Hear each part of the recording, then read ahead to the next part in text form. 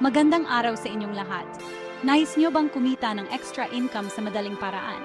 Sa videong ito, alamin natin ang konsepto ng sharing means income. Ito ay isang sistema kung saan kikita ka sa pamamagitan ng pagbabahagi ng mga impormasyon, produkto o serbisyo. Napakadali lang nito at maliit lang ang puhunan.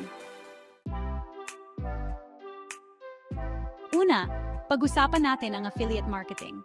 Dito, ikaw ay mag-pro-promote ng produkto ng iba at kikita ka ng komisyon sa bawat benta gamit ang iyong referral link. Halimbawa, sa Amazon Associates, kikita ka sa bawat produktong mabibili gamit ang iyong shared link. Ang susunod naman ay ang referral programs.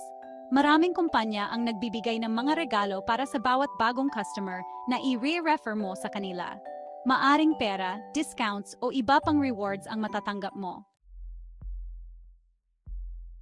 Para naman sa content monetization, maaari kang kumita sa pamamagitan ng pag-upload ng mga videos, blogs o iba pang media.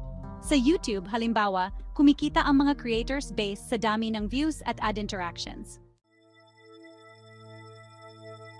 Sa community sharing, maaari kang bumuo ng isang grupo base sa mga pareho niyong hilig. Dito, makakatanggap ka ng suporta mula sa iyong followers sa pamamagitan ng crowdfunding, donations o pagbebenta ng exclusive content. Ang huli ay ang social commerce.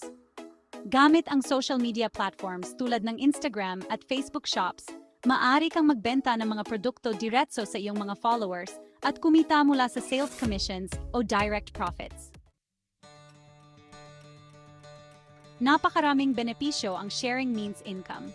Madali lang simulan, kayang-kaya palawakin, at napaka-flexible. Kaya ano pang hinihintay mo? Simulan mo na ang iyong paglalakbay tungo sa tagumpay sa pamamagitan ng pagbabahagi ng mga importanteng bagay. Sali na sa Paumians community at maging bahagi ng aming masayang grupo. Maging isang legit member ng Paumi, maging aktibong taga-share sa Paumi page, at simulan na ang iyong kita.